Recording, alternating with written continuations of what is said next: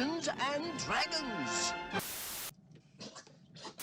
Every once in a while, a show comes along that changes things. A show that breaks the mold and arrives with such perfect timing that it becomes a cultural phenomenon. Lightning strikes. If you were an avid Netflix series binger during the summer of 2016 like myself, Stranger Things was that show. The series debuted in July and was very quickly hailed as one of the best seasons of television of the year. It was a mixture of the movies that we grew up with. It was the Goonies with a splash of sci-fi and a slice of horror. And all these years later, after countless rewatches and marathons, my feeling still remains the same. Stranger Things Season 1 is perfect. So what's up everyone, and welcome back to Jones Vibes. Hit the like button if you're new around here or if you're just a fan of Stranger Things, and let's dive in. Hell yes. Alright, well, I have good news everybody, because it is spooky season. It's a time of year that I anticipate quite a bit. My wife and I were massive Stranger Things fans, and we like to wait to do our annual marathon until right around this time of year. And this year, after watching the first season, I really felt compelled to break down why I think that this show is perfect and do a season-by-season series on the channel. So, if you want to come with me on this journey, let's get going. Season 1 starts with the vanishing of Will Byers, and this opening sequence of the pilot truly sets the tone of the entire series. We immediately see the importance and role, no pun, that Dungeons and Dragons is going to play in this show. Will only rolls a 7 and needed a 13 to damage the Demogorgon, and so upon his ride home, it gets him. He goes into the shed, the light surges, and then he vanishes. The table has now been set. And throughout this first episode, we're slowly introduced to the characters. The series succeeds, and the Duffer Brothers succeed in big part to their ability to write compelling characters. Starting with the kids, Mike, Dustin, Lucas, and Will. 4 kids that are really just your standard suburban every kid in the 80s. Riding bikes, talking on walkie-talkies, and playing D&D. Until one day their friend goes missing, and they're thrown on this roller coaster of a journey where they eventually meet Eleven, one of the most iconic characters in television history. This mystery girl who can sort of use the Force and also walk in a different dimension. It's enthralling, and their chemistry is unbelievable. You don't know whether it's the writing or the performances. Realistically, it's a mixture of both. Okay, let's go. And that carries on to everyone else, because then there are the teens. Jonathan, Nancy, and Steve's friends, who are just the absolute worst. Oh, and also Barb. Rest in peace, man. But just like the younger kids, the teens are represented so well. The attention to detail is well thought out, and you feel like you understand what it would be like to go to Hawkins High. They nail 3 generations of people in a different time period, and shine a light on small-town America, Hawkins, Indiana. And with an ensemble of mainly young adults and children, they heavily relied on great performances, and also 2 powerhouse adults to carry this thing. And it worked. You have the everyman police chief, Jim Hopper, played by David Harbour. A fantastic addition to this cast. He's a low-key burnout who's lived through his own trauma, losing his daughter, and now is kind of just this tough, hard shell of a guy. And then we have Joyce Byers, played by Winona Ryder. And if you grew up in my generation, she was everything. A scream queen, if you will. She was what Jenna Ortega is to kids these days, and shout out to Tim Burton, who is also just a huge part of all of that.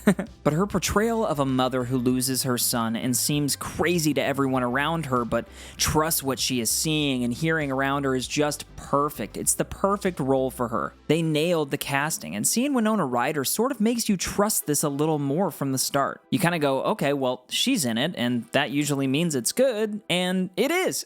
But aside from good characters, it has an excellent story to tell. A story that turns out to be a journey that we're still on. You got the feeling from the beginning that this was all going somewhere, and wherever that somewhere is, it just felt important. I remember hearing about Stranger Things and being apprehensive, but upon turning it on, you quickly realize, oh, this isn't a kid's show. There are these kids that we're following and get introduced to, but we just saw a guy in a lab coat get sucked into the air by a monster, and Benny at the diner just got blown away all of a sudden. And also, again, Barb.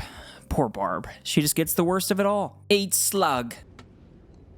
I understood that reference. The stakes are high, it's dramatic, and the mixture of mystery, drama, horror, and a little dose of humor keeps you going. The story that's being told manages to hit you at so many different levels, and people from all different walks of life can find something to identify with here. And we then get to Hawkins' lab in this semi-Cold War era conspiracy stuff where children are being trained to possibly gain intel on the Russians, but there's something much more sinister buried there, and it kills you to know why Eleven is the way she is. How did she get this way? What is the Upside Down, and how does this all connect? Throughout the season, we see each group of characters slowly start to put their own pieces together until everyone's story connects in the end, and that is just brilliant storytelling. Everyone comes together for an epic finale, and the separate character growth that takes place between that is awesome. We see Hopper go from a washed-up sheriff to an absolute hero. We see Nancy and Jonathan, two opposites, forced to connect, and they end up finding something there. We also see Steve Harrington, in a similar light to Hopper, go from a jerk, preppy high school snob to someone who realizes he doesn't have to be like that anymore. A character that was supposed to be killed off ends up becoming a fan favorite for the fans and the directors. And the kids, well, there's a lot of growth that happens there, but they're just freaking awesome from beginning to end, the entire time. It's a carefully crafted 8 episodes by two brothers who clearly had a plan. It leaves you just wanting more, and thankfully, that's what we got. And so with all that being said, my final point of why I think that this show is perfect is simple. It's the vibe. Eye roll, I know, coming from a channel with vibes in the name, but it's the truth. So many episodes start with a panning of the clear night sky filled with stars. We see these young kids riding their bikes with their lights on, shining through the fog. We get to see the Upside Down, this different spooky dimension that you can almost feel through the TV, and bringing everything together is the music. It has an absolutely iconic soundtrack and score. I would put the opening theme of Stranger Things up there with any of John Williams' scores. It is a brilliantly crafted signature that every time you hear it, you're transported into this show. Like you're transported into Joyce's living room looking at this painted wall with Christmas lights, like every time it comes on. It was composed by Kyle Dixon and Michael Stein, and just props to them for creating something so insanely unique. But another addition to the vibe is the fact that there really is no main bad guy yet. There's just so much mystery. There's this lab of mystery and this monster of mystery, the Demogorgon, and the design of this faceless Venus flytrap gargoyle is effective, man. It still scares me to this day, and the gates to the Upside Down are so interesting aesthetically. They created a world that you'd want to live in, and the only attachment we have to compare to anything is Dungeons and Dragons. It sucks you in. I got a similar feeling watching this first season that I did when I watched Star Wars for the first time, or Harry Potter, or Lord of the Rings. But in this case, there's a bit more of a blend of reality, and the nostalgia only adds to that vibe.